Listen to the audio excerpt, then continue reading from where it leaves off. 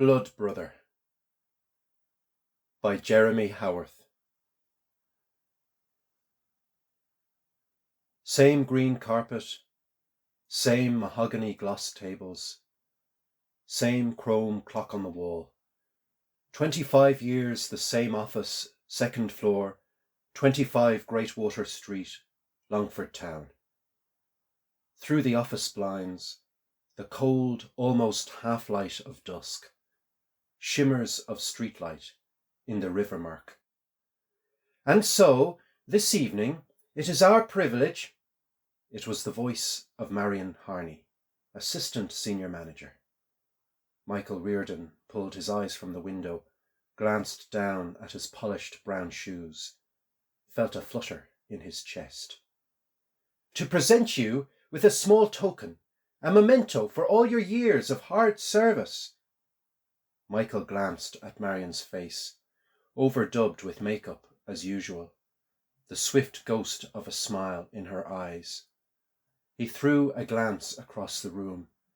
A half-dozen other colleagues had turned up at the fag end of the week to see him off. He registered a few familiars. Kevin O'Brien, Building and Facilities, furtively scrolling. Luke Murray, Logistics, eyeing his watch.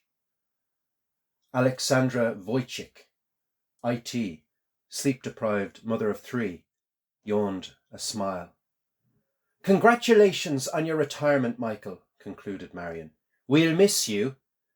Desultory applause. Michael took the wrapped gift from Marion's hands, leaned in to kiss her cheek. She smelt of Versace and cigarettes. He turned for a quick photo with the Secretary-General, a few selfies with his closest colleagues. Somebody uncorked a bottle. Prosecco made the rounds in small plastic cups borrowed from the water dispenser in the corner. He peeled the gold wrapping from a black box, opened the lid to unveil a Waterford crystal vase, read the engraving. In commemoration of a quarter-century of service, Michael Reardon, Senior Executive Officer, Longford County Council. Peeled open the envelope, read aloud the greeting in the signature-scrawled hallmark card, raised the enclosed Brown Thomas token in a gesture of thanks, and offered a brief speech. More desultory applause. Another bottle popped its cork. The after-party was dull. Steak dinner in Fleming's, pints to follow in O'Loughlin's. The few stragglers, drunk now, were slurring improvised speeches or wobbling to the karaoke booth. Chuckles over his misdemeanours, more compliments, more words of thanks, empty promises to stay in touch, the others peeling away one at a time until it was just himself, nursing his vase in the back seat of a taxi, and home to an empty bungalow on the outskirts of Keena.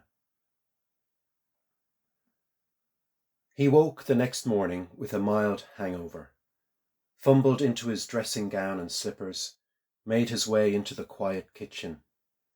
While the kettle boiled, he stared out the window, noted with a wry smile that it was Wednesday morning and already 10:37. He thought of his colleagues at their desks, soothing their heads with Solpadeine, cigarette breaks and coffee, dragging themselves through another day at the council office. Automatically, his mind ran through the corridors, the toilet cubicles, the photocopier room, over the now uncluttered formica surface of his desk, the bare walls of his empty office. He could smell the place. Carpet dust mingled with the light whiff of the cleaning lady's detergent, the damp of raincoats and brollies slowly drying in the fog generated by humming radiators. Phones ringing, murmurs of conversation in the next room. The kettle boiled, clicked off. He opened the cupboard, lifted a clean mug, stared into the white, empty bottom, glanced up again at the window. The morning sky was clotted with dark clouds. Beyond the garden, a marshy field stretched into the line of firs that bordered Buckley's farm. He stood listening to rook caws, the soft chug of a distant tractor, eased himself into a chair at the kitchen table, flicked the pages of yesterday's Independent, and gazed vacantly at the headlines. Rain began to stipple the window. He splashed milk into his tea, watched clouds curl brown in the mug for a moment, then stirred, tinked the spoon softly on the rim and set it down. He heard the rumble of the cattle grid, the postman on his round. The letterbox flapped open, and he heard envelopes and circulars flop to the carpet, the soft crush of gravel as the van receded. Now there was nothing but the tick of the clock. He felt the silence of the house fold its weight around him. Take up gardening. That's what Billy Murphy in HR had told him. That's what everyone does in retirement. Great time to get back to nature. Find yourself. Michael's garden was simple, mostly grass.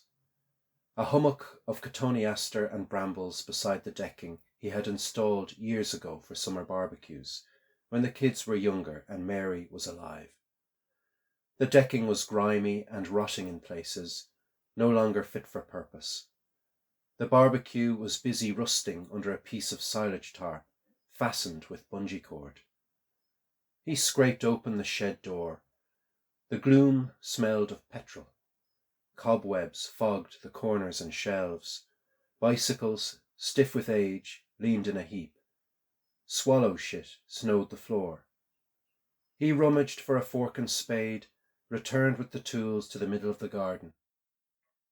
He had marked the boundaries of the new vegetable patch with a rectangle of baler twine, fastened at the corners with tent pins. He set to with the spade, shaving off the grass in knotty clumps. The evening was humid, the sun like a cold pearl buried in the ashy clouds.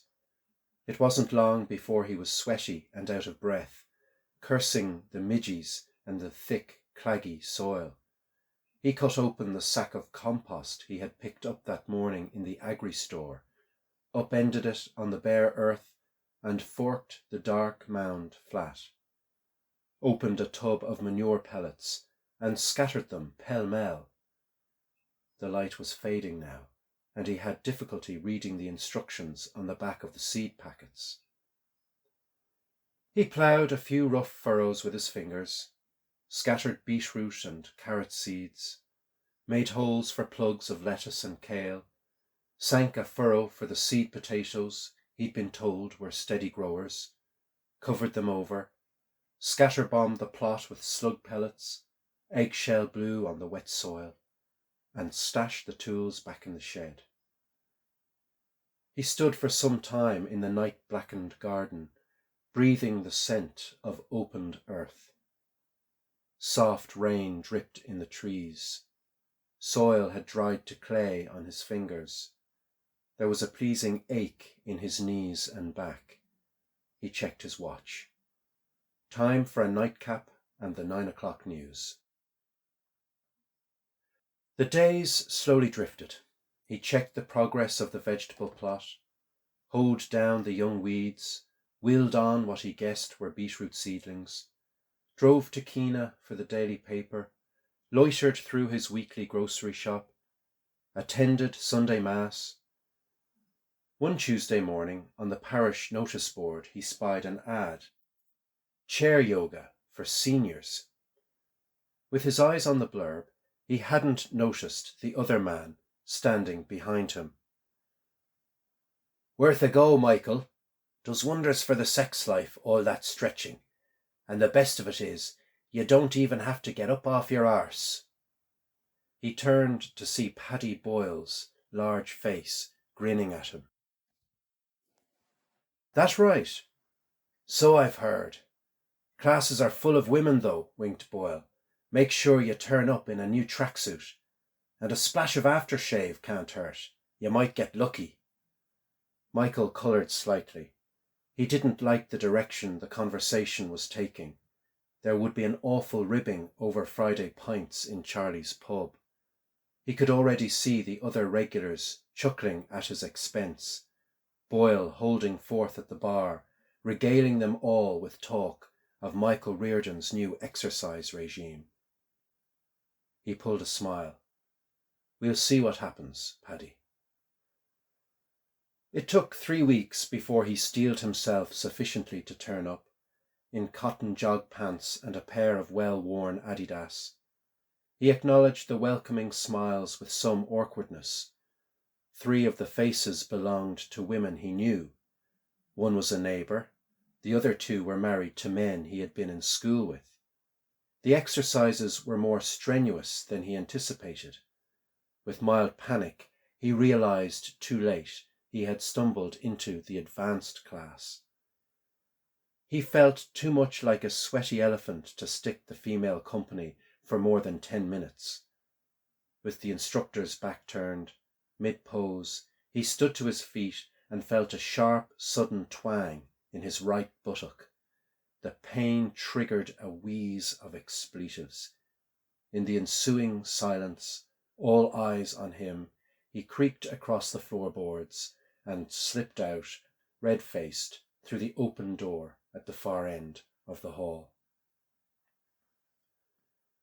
Evenings he ate alone, mostly microwave-ready meals off the supermarket shelf, like the chicken korma steaming inside its tin and plastic packaging on the kitchen table. His habit was to bulk up the portion with a slab of mashed potato. That way he felt satisfied he was dining at a bargain and filling his belly for the price of it.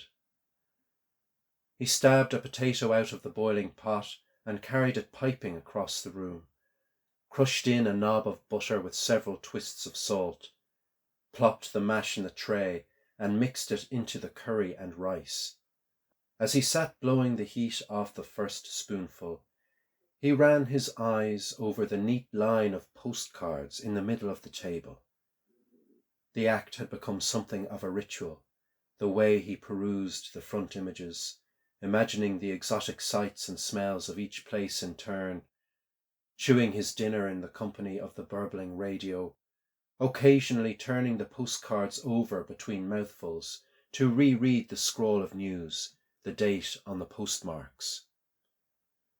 After the miscarriage, his daughter Fiona had taken off on some kind of world pilgrimage. A spiritual detox, she called it. Now that she had unplugged from social media, the only link they shared were the notes she scrawled on the postcards she sent home every other week. There were 7 of them now, neatly arranged in order of arrival. Images of islands ringed with frangipani, the streets of Bangkok and Ho Chi Minh City, a stone Buddha in Laos, the elaborate Angkor temples in Cambodia, a route map of the Camino de Santiago. The latest had arrived this morning from Reno. It had pictures of cacti and neon lights. She was on her way to something called Burning Man in the Nevada desert. After dinner, he walked the usual circuit, out the rear gate and left, along the empty back road, the sun low and firing in the hedgerows, pigeons hooing in the dusk, rooks rising and circling to roost in the dark pines. On past Murray's horse paddock and stable, the scent of soiled straw on the air, past the gates of Doyle's scrapyard, past the unfinished new build, still roofless, and on as far as the edge of the lake, the only other soul, Tommy Green, in his rusted massey with a hay bale on the fork. He stood watching the old man totter down the ladder from the cab, plumes of cattle breath in the headlights. Then home again to 3 large whiskies in front of the TV. He nodded off to the sound of a shootout in a late-night western. On reflection after the event, he couldn't say what it was precisely that had spurred him to go, only the barely perceptible sense of impending change, akin to hearing the hoot of a still distant train or the crump of thunder before the first heavy plop of rain. One night he had dreamed he was out in the cold dark, pacing the garden, the wind hissing through Buckley's forestry, and his mother whispering from somewhere unseen, over and over. Turning in the grass, he saw no one. Next moment he was on his knees, rummaging through endless nettles for a single beetroot. He looked down then and saw a hole burning wide in his chest. He woke with a start, sweaty, short of breath, the front of his pyjama top balled tight in a fist. He had been troubled with chest pains for weeks beforehand, and he could only surmise that a recent diagnosis of heart disease had sparked the nightmare. Maybe he had fallen asleep ruminating on the words of his GP, or maybe it had been the thought of the ruined vegetable plot. He had been neglecting the patch for weeks. By day, mooching around the house, he had been avoiding the back garden, needled by the sight of the overgrown plot, the creeping buttercup, the thistle heads fluffy with seed. The dream sparked a creeping sense of urgency that lingered through days of rainy lassitude. Trees began to spot a sickly yellow, the nights drew in, restlessness descended. Shut up in the bungalow, fuggy with scotch and the heat from the kitchen stove, his head began to cook with notions of escape. One by one he struck off the possibilities as they presented themselves. Shops and cafes would be choked in this weather. He soured at the prospect of a crowd. The library was out of service. The nearest cinema was an hour's drive away. He was sick of the pubs. He googled sun holidays in Gran Canaria, but was stymied by the variety of choice and shelved the search. He thought of the Leitrim coast, imagining the wind-strewn stretches of sand and the sea boiling in the rain, but couldn't rouse himself to face the brunt of the elements. Then the sudden thought of home occurred to him. He immediately dismissed it.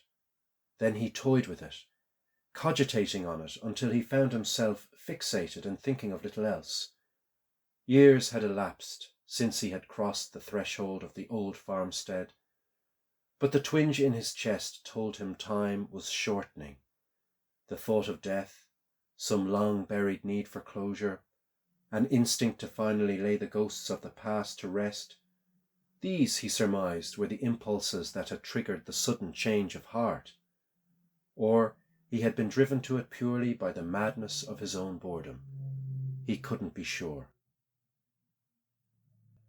Whatever the reason, to his intense surprise, here he was, merging with the Galway-bound traffic on the M6. Overhead, dark clouds streamed across a sky of dull pooter. The industrial estates on the edge of Athlone flashed past on his left. The farmhouse was on the outskirts of Aughrim village, less than an hour's drive away. Tense with apprehension, he pulled off the motorway at the Ballinasloe exit. He found a parking space on the quiet main street, entered the nearest cafe, ordered the Irish breakfast with coffee. He sat nursing a cooling Americano, food half-eaten and congealing on his plate. Through windows misted with condensation, he watched the fuzzy glow of late-morning traffic and wondered whether it was wiser to turn on his heels. Customers came and went.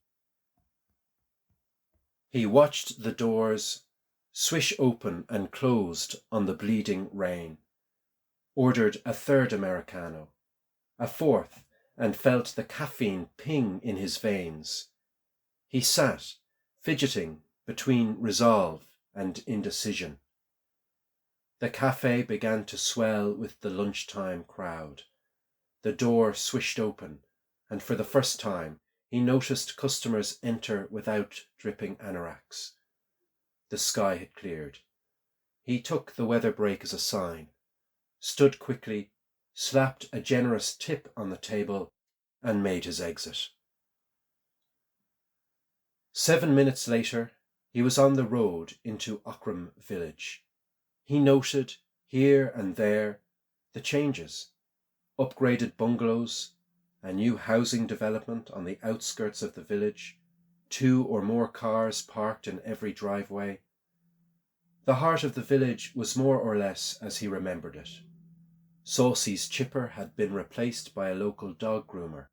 There was a new Chinese takeaway and an auctioneer's office. The green dark veneer of Finn's bar had not changed. The old post office was still in ruins opposite St. Catherine's Church, with its chalk-white effigy of the crucifixion in the middle of the graveyard. The lone diesel pump still stood outside Burke's grocery and hardware shop, with a yellow sign outside advertising bales of briquettes and bags of coal for sale. He turned slowly onto the bog road at the far end of the village. The way was potholed and twisting, hemmed by the dry stone walls that gave way in places to clusters of yellow flowering gorse, hawthorn and sheep wire fences, the windscreen raked every now and then by a stray rope of briar. Then he rounded the final corner and saw the familiar whitewashed gables, dirtied with the years, the peaked asbestos roof, and the dormer windows peeping through a sheet of ivy.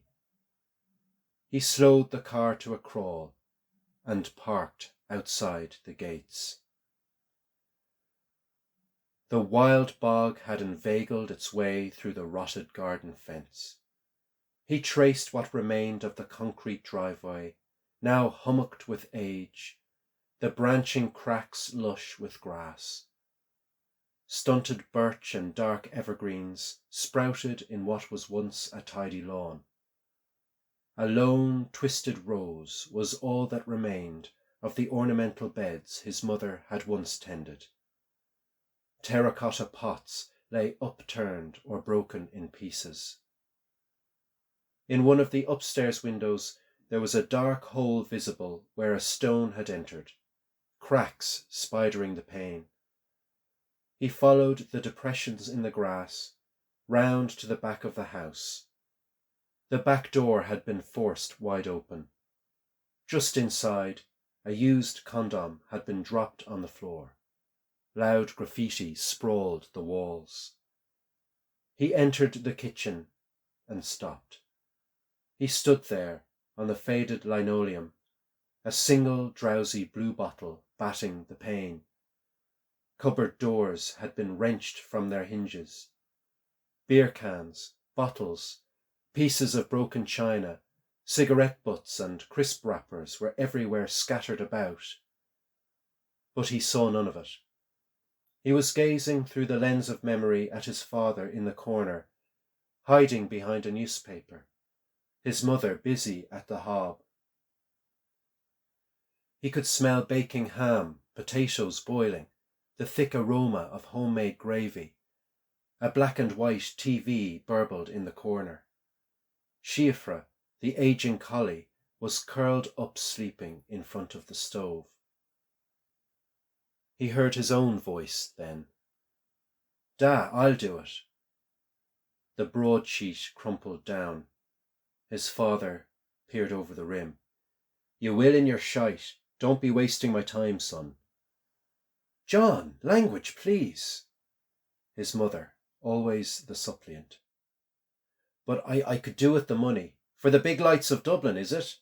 Big man you are, fucking off out of here, leaving the rest of us to manage the farm, and your brother not even right in the head." The government was offering a farm relief grant to help needy families with home heating costs. A strip of ash had been made available for felling in a local plantation. The grant provided for the hours of labour required to fell and section the timber into firewood. Already his father had levelled the trees, but an accident with the chainsaw had severed the ligaments in his right hand. The felled timber lay stacked in the rear yard, ready to be sectioned into firewood, but calving season was in earnest, and none of the neighbours were willing to help. "Anyway, you wouldn't be up for it, son. You'd only embarrass yourself." Michael swallowed his hurt. "Let me try at least." "Wood chopping is no task for the likes of yourself anyway. Desk work'll only make you soft. Show me your hands." He ignored the jibe and didn't bother lifting his hands, both of them well calloused from the work of the summer. He knew the real reason behind his father's obduracy. The man was smarting with rage at his own powerlessness. Already his skin had yellowed with the blood cancer that was slowly killing him. The saw wound was an added burden. The thought of being outstripped was too much to bear. He'd rather lose the grant and see the timber sit idle through winter than stand aside and watch his bookish son complete the task in his stead. His mother called him to the table. The food was served. Nothing more was said until, halfway through the meal, his father looked up from his plate. He broke the silence with a cunning smile. "Right, but have it done by tomorrow morning, first thing, and the grant money's yours. If not, well, at least you'll have worked for once in your life." His father was toying with him. The pile towered at over 3 tons. Axing it into logs before morning was a tall order for even the strongest of men. He checked the clock. It was almost 4 o'clock on a winter afternoon. The sky was already beginning to darken. He stood. "Fine, I'll do it." His father's eyebrows climbed a notch, amusement and outrage suddenly vying for the upper hand. "Don't be stupid. You suggested it." "Don't get thick with me, son." His father lunged forward, the grip of his uninjured hand sharp on his son's forearm, the pinprick light burning in the black intensity of his eyes. A small tear of gravy gleamed in the left corner of his lip. "You won't do it, you understand that? You haven't it in you, son. You're a fool." "We'll see." He left the table before his father could say another word, walked to the back door, pulled on his boots, lifted the massive axe in his quivering hands, and set to. He stood now, framed by the back door, all these years later, staring out over the rear yard where the pile of logs had been. He watched himself, at 17, swinging for all he was worth, the night air stung with frost, logs piling slowly around him. He recalled his father, peering from the threshold of the same back door, willing him to pause. After midnight, he had appeared for a 3rd time. "Leave it be now, Michael, leave it be." But he didn't. He swung and split, swung and split, swung and split. His father stood in pained silence. Then, with a growled curse, he turned and walked back inside. The moon rose. Night creatures scurried. He chopped and chopped, his back and arms numb, seeing nothing but the wood on the block, the drop of the wedged blade, the frozen air spiced with the scent of the severed trees. He laboured until first light. For the final time, he swung the wedge down. The last log split apart on the block, and he collapsed to the ground, utterly spent. A rustling in a dark hedgerow brought him back to the present. A feral tomcat snarled and darted into the dark of a hedgerow.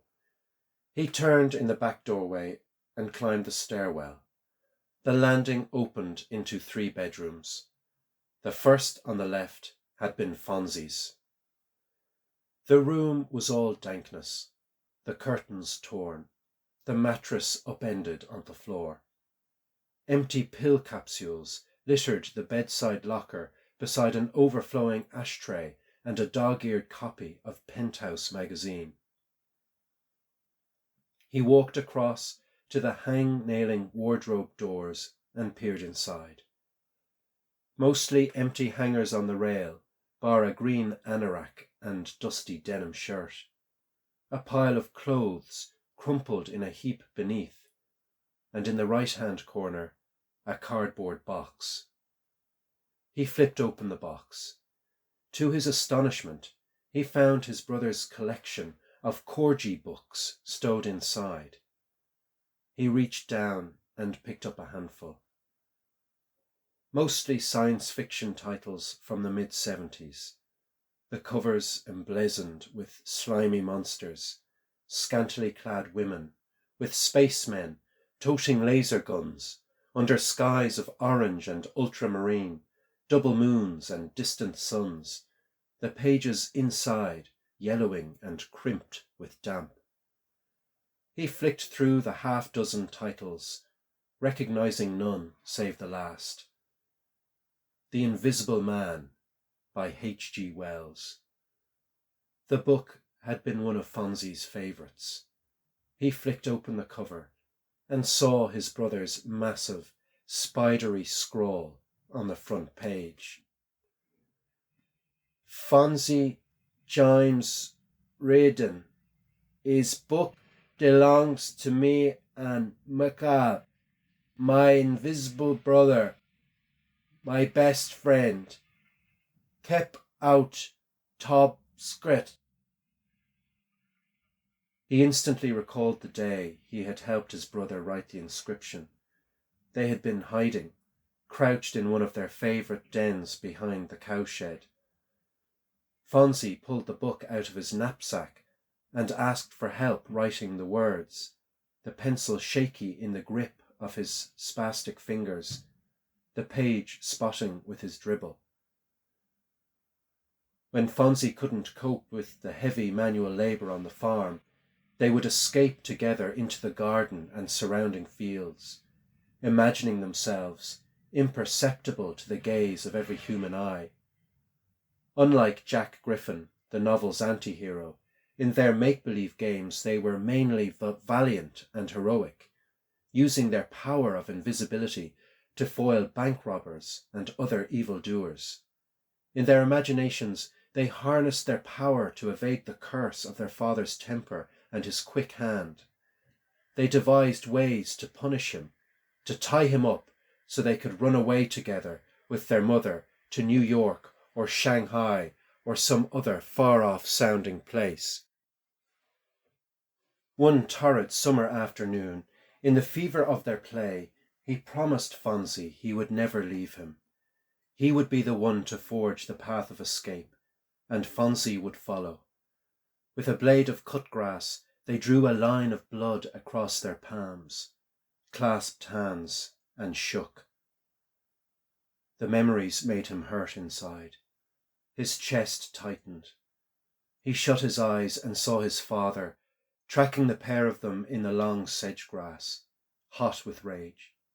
The shock of fright, the rush of blood in his veins as he ran, knowing Fonzie would fall first, hearing his brother's cries behind him, but running harder and turning and seeing his father knock Fonzie to the grass with his fist, landing blow after blow, and later lying sleepless and sick with shame and remorse, with Fonzie beneath him on the lower bunk, whimpering in the darkness.